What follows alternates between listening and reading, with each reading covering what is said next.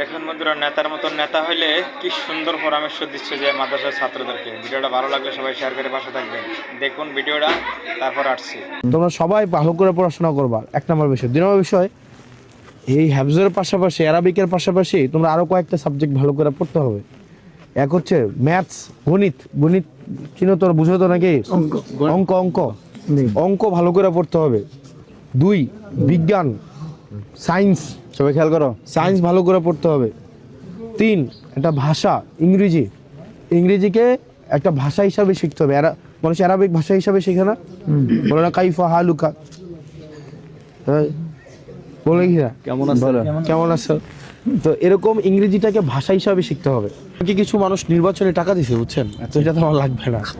মানে আমার হচ্ছে, আমি ব্যাংকে পরে টাকা উঠাবো, আমি চাই আমি হচ্ছে কিছু টাকা দিয়ে যাই, আপনারা আজকে গরুর মাংস নিয়ে আসবেন ইনশাআল্লাহ, বুঝছেন?